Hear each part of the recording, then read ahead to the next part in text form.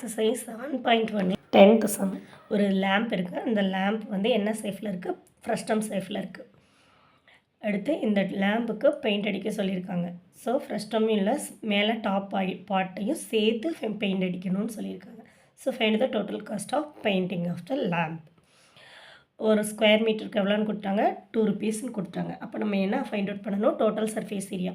Total surface area ஃப்ரஸ்டமுக்கும் find out பண்ணணும், மேலே இருக்கிற சர்க்கிளுக்கும் ஃபைண்ட் அவுட் பண்ணணும். ஓகே. ஸோ ரிக்யூர்டு என்னது? நமக்கு CSF frustum plus circle area. So CSF frustum formula என்ன?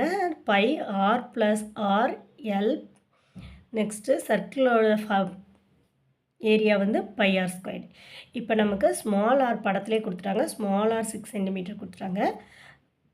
ஸோ கேபிட்டல் ஆர் வந்து ஆர் வந்து 12 cm கொடுத்தாங்க. நெக்ஸ்ட்டு நமக்கு என்ன தேவை? எல் தேவை. எல் வந்து நமக்கு சொல்லலை. அப்போ நம்ம எல் ஃபைண்ட் அவுட் பண்ணணும். எல்லோட ஃபார்முலா என்ன? ஸோ எல்லுக்கு ஃபார்முலா என்ன? H square plus capital R minus small r the whole square. So இதுக்கெல்லாம் வேல்யூ தெரியும். நமக்கு வேல்யூவை சப்ஸ்டியூட் பண்ண வேண்டியதாக வேலை. சப்ஸ்டியூட் பண்ணி ஆன்சர் ஃபைண்ட் அவுட் பண்ணிங்கன்னா எல்லோட ஆன்சர் 10 cm. ஸோ இப்போ இங்கே ஃபைண்ட் அவுட், இங்கே எல்லா வேல்யூ சப்ஸ்டியூட் பண்ண வேண்டியதாக. பையோட value 12 plus small r l, எல்லோட வேல்யூ 10, இங்கே பை 6, ஸ்மால் ஆர் வேல்யூ 6. இப்போ இதை கொஞ்சம் சிம்பிளிஃபை பண்ணிங்கன்னா 216 பைன்னு கிடைக்கும். பைக்கு வேல்யூ 22/7 போட்டிங்கன்னா உங்களோட ஆன்சர் என்ன கிடைக்கும்? 4752/7. இதை டிவைட் பண்ணிங்கன்னா 678.86 cm. உங்களோட ரிக்வயர்டு ஏரியா என்ன சொல்லியிருந்தாங்க? ஒரு ஸ்கொயர் மீட்டருக்கு 2 rupees. அப்போ நமக்கு கிடச்சிருக்க ஏரியா எவ்வளோ? 678.86. ஸோ காஸ்ட் நமக்கு என்ன?